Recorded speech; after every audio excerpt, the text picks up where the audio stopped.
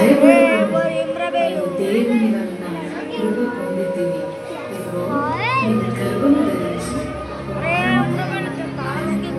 యేసు అని పేరు పెట్టుదువు. ఆయన గొప్పవాడు, సర్వోన్నతుని కుమారుడనబడును.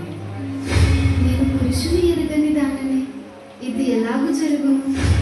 పరిశుద్ధాత్మ నీ మీదికి వచ్చును, సర్వోన్నతుని శక్తి నిన్ను కమ్ముకొనును గనుక పుట్టబోవు శిష్యుడు పరిశుద్ధుడై దేవుని కుమారుడనబడును. ప్రభు దాసురాలు, నీ మాట చెప్పున నాకు జరుగును కాక.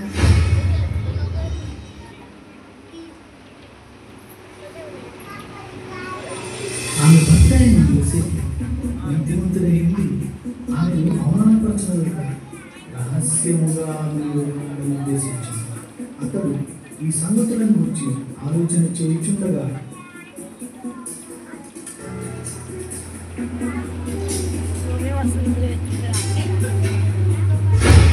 దావీదు కుమారుడైన యోసేపు, నీ భార్య అయిన మరియను చేర్చుకున్నప్పుడు భయపడకుము. ఆమె గర్భము ధరించినది పరిశుద్ధాత్మ వలన కలిగినది. ఆమె ఒక కుమారుని కనును. తన ప్రజలను వారి పాపముల నుండి ఆయనే రక్షించును గనుక ఆయనకు యేసు అని పేరు పెట్టుదువు. యోసేపు నిద్ర మేలుకొని ప్రభువు దూత తనకు ఆజ్ఞాపించిన ప్రకారం చేసి తన భార్యను చేర్చుకొని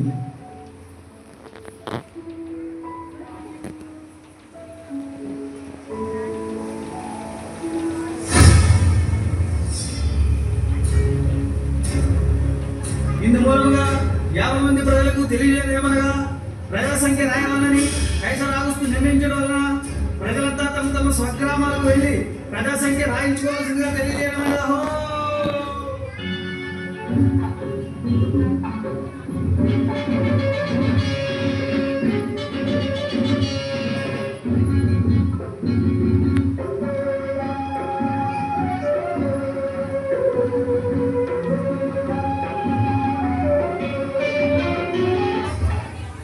అమ్మా, నా భార్య ముందే చూడాలి.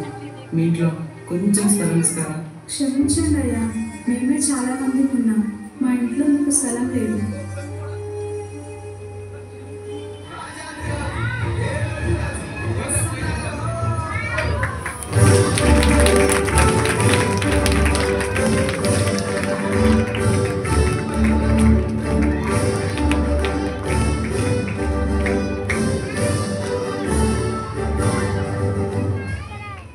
రాజైన హేరోదు దినములలో యూదా దేశము బెత్లెహేములో యేసు పుట్టిన పిమ్మట ఇదిగో తూర్పు దేశ జ్ఞానులు యెరూషలేముకు వచ్చి, యూదుల రాజుగా పుట్టినవాడు ఎక్కడా?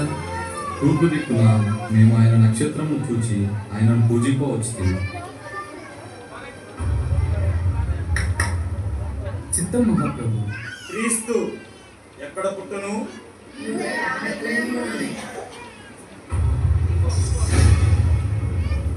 సరే, మీరు వెళ్ళి ఆ శిశువు విషయమై జాగ్రత్తగా తెలుసుకొనగానే నేను వచ్చి ఆయనను పూజించినట్లు నాకు వర్తమానము తండి.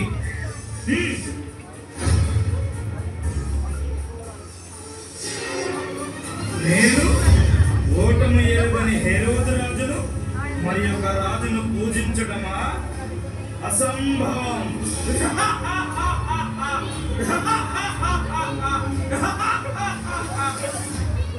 ఆ దేశంలో కొందరు గొర్రెల కాపరులు పొలంలో ఉండి రాత్రి వేళ తమ మందలను కాచుకుంటుండగా,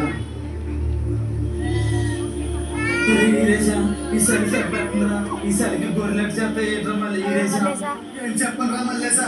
ఈసారికి పెద్ద బాగా ఉంటే గొర్రెలు కూడా కాయాలేంట్రా. భయపడకుడి, ఇదిగో ప్రజలందరికీ కలుగబో మహా సంతోషకరమైన సువర్తమానము నేను మీకు తెలియజేయుచున్నాను. దావీదు పట్టణమందు నేడు రక్షకుడు మీ కొరకు పుట్టి ఉన్నాడు. ఈయన ప్రభువైన క్రీస్తు. దానికిదే మీ కానవాడు. ఒక శిశువు కొత్త గుడ్డలతో చుట్టబడి ఒక తొట్టిలో పండుకొని ఉండుట మీరు చూచెదరు. అవునరా